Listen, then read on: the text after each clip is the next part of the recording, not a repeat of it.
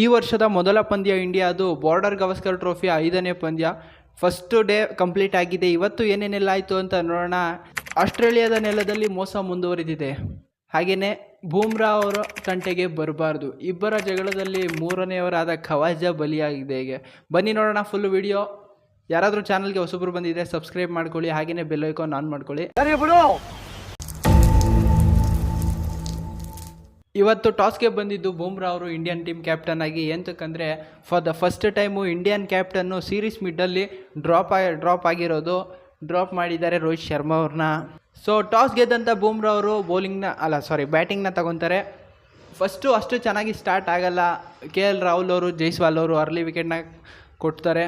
ನಂತರ ಬಂದಂಥ ಶುಭ್ಮನ್ ಗಿಲ್, ವಿರಾಟ್ ಕೊಹ್ಲಿ ಅವರ ಚೆನ್ನಾಗಿ ಪಾರ್ಟ್ನರ್ಶಿಪ್ನ ಬಿಲ್ಡ್ ಮಾಡ್ತಾ ಇರ್ತಾರೆ. ಬಟ್ ಲಂಚ್ ಬ್ರೇಕ್ಗೆ ಒಂದು ಬಾಲ್ ಮುಂಚೆ ಶುಭ್ಮನ್ ಗಿಲ್ ಅವರು ರಾಂಗ್ ಶಾಟ್ ಸೆಲೆಕ್ಷನಲ್ಲಿ ವಿಕೆಟ್ನ ಒಪ್ಪಿಸ್ತಾರೆ. ಫ್ರಂಟ್ ಫುಟ್ ಬಂದು ನೇಥನ್ ಲಿಯಾನ್ ಅವ್ರಿಗೆ ಸ್ಮಿತ್ಗೆ ಕ್ಯಾಚ್ ಕೊಡ್ತಾರೆ ಸ್ಲಿಪ್ಪಲ್ಲಿ. ಆದರೆ ಅವಶ್ಯಕತೆಯೇ ಇರಲಿಲ್ಲ. ಅದೊಂದು ಬಾಲ್ ತಡ್ಕೊಂಡಿದ್ರೆ ಇಂಡಿಯಾ ಫ್ರೆಶಾಗಿ ಸ್ಟಾರ್ಟ್ ಮಾಡ್ಬೋದಿತ್ತು ಲಂಚ್ ಬ್ರೇಕಿಂದ ಬಂದು.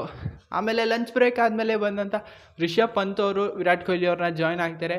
ವಿರಾಟ್ ಕೊಹ್ಲಿ ಅವರು ಕೂಡ ಚೆನ್ನಾಗಿ ಕಾಣಿಸ್ತಿದ್ರು, 69 ಬಾಲ್ ಆಡಿದರು. ಬಟ್ ಮತ್ತೆ ಅವರ ಔಟ್ಸೈಡ್ ಆಫ್ ಸ್ಟಂಪ್ ಬಾಲ್ಗೆ ವಿಕೆಟ್ನ ಒಪ್ಸಿರೋದು ಬೋಲ್ಯಾಂಡ್ ಅವರು. 4th ಟೈಮು ಈ ಸೀರೀಸಲ್ಲಿ ವಿಕೆಟ್ನ ತೆಗೆದಿರೋದು ವಿರಾಟ್ ಕೊಹ್ಲಿ ಅವ್ರದ್ದು.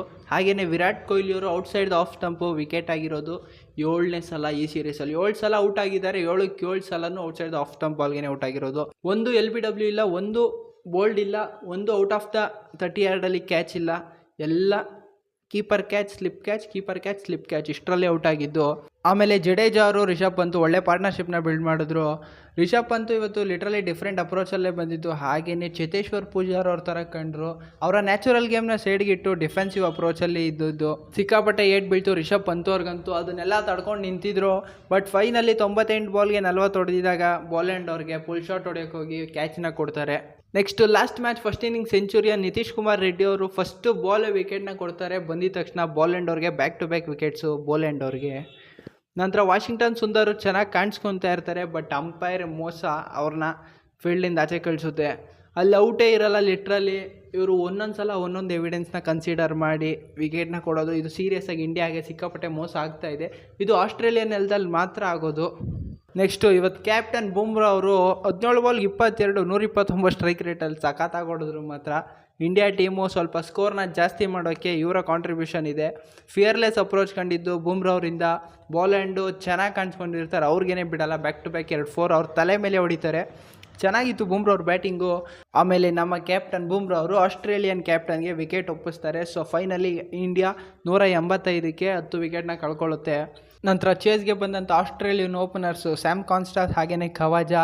ಸ್ಯಾಮ್ ಕಾನ್ಸ್ಟಾಸ್ ಫಸ್ಟು ಬಾಲ್ಲೇನೆ ಬೂಮ್ರಾ ಅವ್ರಿಗೆ ಫ್ರಂಟ್ ಫುಟ್ ನುಗ್ಗಿ 4ನ ಹೊಡಿತಾರೆ. ಆಮೇಲೆ ಕಂಟ್ರೋಲ್ ಮಾಡ್ತಾರೆ ಬೂಮ್ರಾ ಅವರು.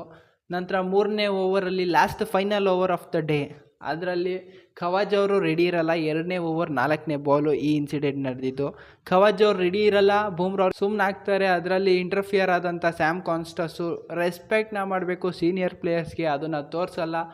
ಬೂಮ್ರಾ ಅವರು ಎಂಥ ಕೂಲ್ ಆ್ಯಂಡ್ ಕಾಮ್ ಪರ್ಸನ್ನು, ಇವ್ರಿಗೇನೆ ಕೋಪ ಬರ್ತಿದೆ ಅಂದರೆ ಸೀರಿಯಸ್ ಆಗಿ ಸ್ಯಾಮ್ ಕಾನ್ಸ್ಟಾಸ್ ಸಿಕ್ಕಾಪಟ್ಟೆ ಜಾಸ್ತಿ ಆಯಿತು.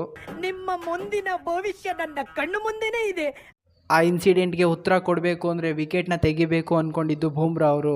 ಸೊ ಬೂಮ್ರಾ ಅವರು ವಿಕೆಟ್ನ ತೆಗಿತಾರೆ. ವಿಕೆಟ್ ತೆಗೆದಿದ್ದು ಖವಾಜಾ ಅವ್ರದ್ದು. ಸೆಲೆಬ್ರೇಷನ್ ನಡೆದಿದ್ದು ಕಾನ್ಸ್ಟಾಸ್ ಮುಂದೆ.